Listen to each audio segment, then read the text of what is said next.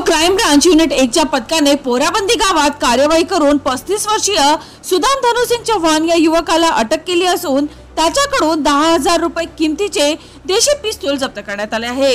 मित्रांनो, पोलीस आयुक्तांच्या निर्देशानुसार घातक शस्त्र बाळगणारे व विक्री करणाऱ्या विरुद्ध विशेष मोहीम राबवण्यात येत आहे। या मोहिमेअंतर्गत पोलीस निरीक्षक गोरखनाथ जाधव यांच्या पथकाला माहिती मिळाली की फैजलपुरा पोलीस ठाणे हद्दीतील पोराबंदी गावाजवळील तांटा परिसरात राहणारा एक व्यक्ती नेहमीच आपल्या जवळ पिस्तूल बाळगतो, तसेच तो काही वेळात शेतातून घराकडे जाणार आहे। मित्रांनो, या माहितीच्या आधारे पोलिसांनी नवसारी हनुमान मंदिरासमोर सापळा रचला व शेतातून घराकडे जाणाऱ्या त्या व्यक्तीस थांबवून तपासणी केली असता त्याच्याकडे देशी पिस्तूल आढळले। आरोपीला अटक करून पुढील कार्यवाहीसाठी फैजलपुरा पोलिसांच्या ताब्यात देण्यात आले आहे। चला तर मित्रांनो, पुन्हा भेटू या नवीन बातमीसह। तोपर्यंत पाहत रहा अमरावती सिटी न्यूज।